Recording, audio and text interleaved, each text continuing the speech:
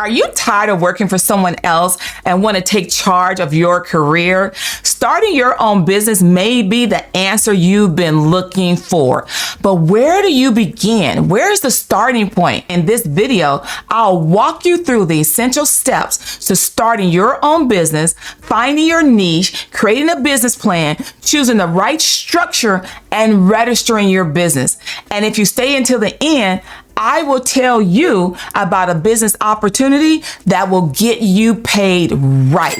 Now let's get after it. First, determine your business idea and market niche. Identifying your passion and skills and assess your personal strengths and interests to determine the business idea that aligns with your capabilities. That is so important to do. Making sure it's something that you like and something that you want to do.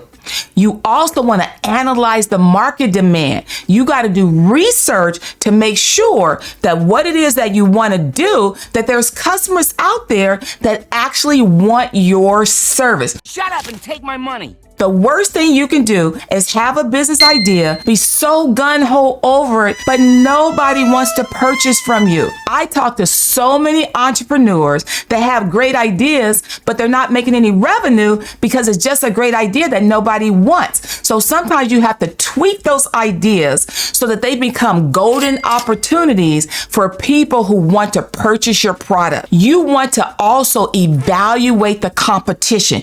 You have to study your competitors and your chosen niche to identify gaps in the market and differentiate your business. You do not want your business to be just like someone else's business. Your business is not going to be brand same. It's going to be brand different according to who you are as an individual. I cannot imagine that there's another tax strategy firm out there that's branded like Carla Dennis, right? So you got to think about how you can literally brand your business different.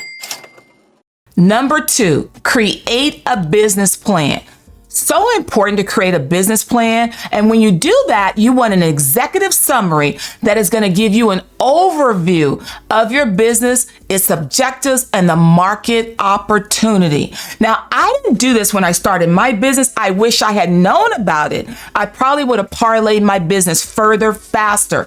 But in a business plan, you're going to have a market analysis. What is going to describe the industry? It's going to target your marketing. It's going to look at the competition, look at the trends. And it's also going to help you with marketing and sales strategy. That is something that is so important.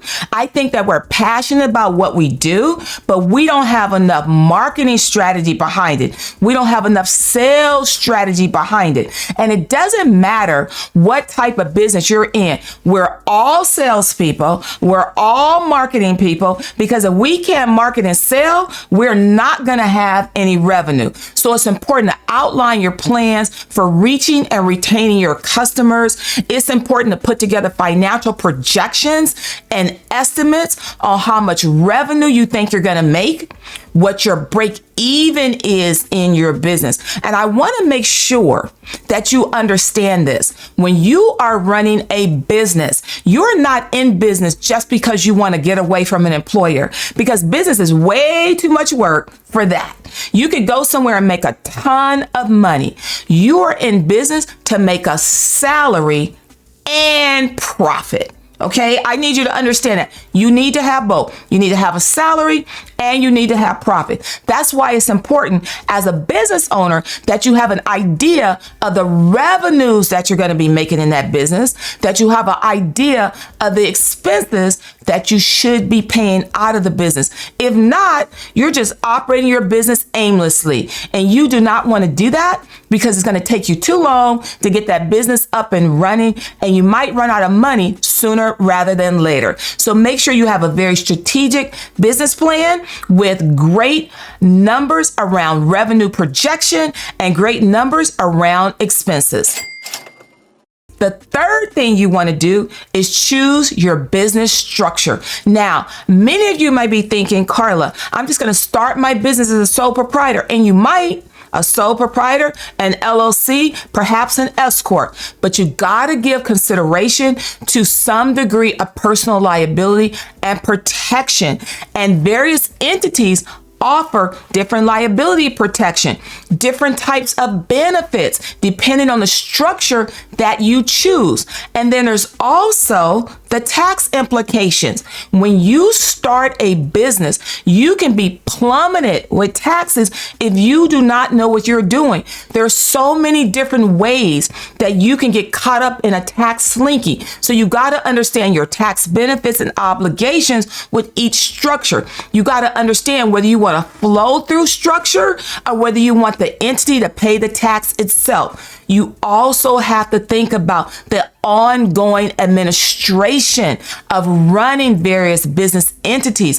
For example, as a corporation, you're going to have minutes. You're going to have annual compliance. You got to pay to get a corporate return done. So many considerations go into the proper business structure. And please, whatever you do, don't just do what your friends tell you to do. Make sure you put some thought process behind setting up that business, getting that structure right, and maybe talk to even a tax professional. The other thing you need to do is register your business and obtain the necessary licenses and permits. Now, this is very important. Why is this important? Because we had COVID a few years back. Those people that did not have their businesses registered, did not have business licenses, they did not get the funding that the other businesses received. So registering your businesses, making it a real business is mission critical for you. You need to register with the proper government agencies, the Secretary of State if you're going to be an entity. You need to acquire an EIN number with the IRS so you can stop giving people your Social Security number. They can stop committing fraud on your credit report. You want to make sure that you get the proper permits and legalities because you don't want to get sued. And if you get sued and you're not a legitimate business, you don't have the proper insurance, guess who's going to be sued? You are going to be sued and not your business. So you want to make sure you're doing things right from the very beginning. You don't even want to miss out on opportunities. What if Netflix knocked on your door and said, hello, we want you to be our newest video company, but you don't even have the proper documentation in place. This is why it's so important as a business owner that you do things right the first time. And business opportunity meets the right thing at the right time when you have things in place. I told you, if you stay to the end, I will give you a great business opportunity. You can become a tax strategist. If you are the type of person that loves to talk to people, if you're the type of person that loves to help people, you should consider my program, Tax Pro Grow. You can go to taxreductioncompany.com. Check it out. I guarantee you, you will be glad you did. And now that you know better, you have to do better. That is why I want you to like, comment, and subscribe so I can keep you updated on all things business and tax.